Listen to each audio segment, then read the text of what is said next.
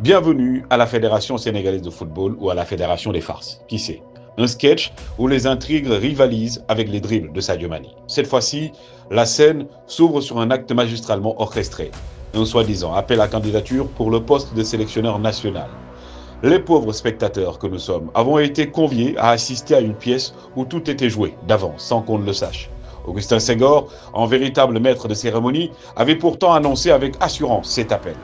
Mais voilà, ce qui nous a été livré diffère de la commande, comme une belle femme maquillée rencontrée dans une boîte de nuit et qui le lendemain ressemble plus à notre frère qu'à une nymphe.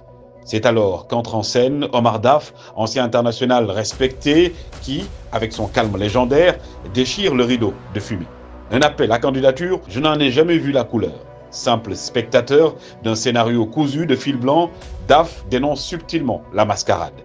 Et pendant que la confusion s'installe dans les tribunes, voilà que Pape Thiaw, l'élu par hasard, monte sur le podium. Subtilement imposé, disent certains, porté par une vague d'illusions, murmurent d'autres, la Fédération sénégalaise de football nous prend-elle pour des larbins? Quel appel à candidature sérieux reste invisible aux candidats.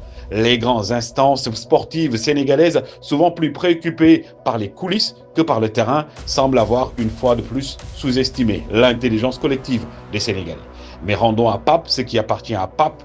El Chahuito Bol est un entraîneur talentueux, certes. Ce n'est pas son mérite qui est en question, mais plutôt l'absence de processus.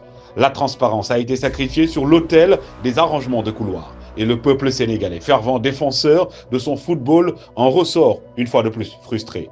À quoi bon prétendre respecter les standards internationaux si, pour les contourner à la première occasion, la FSF semble s'être perdue dans son propre labyrinthe d'intrigues?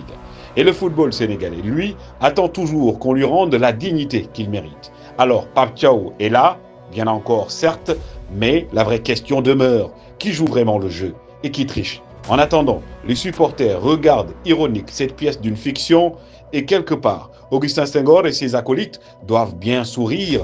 Après tout, chez eux, le football n'est pas seulement un jeu, c'est aussi un art de la manipulation.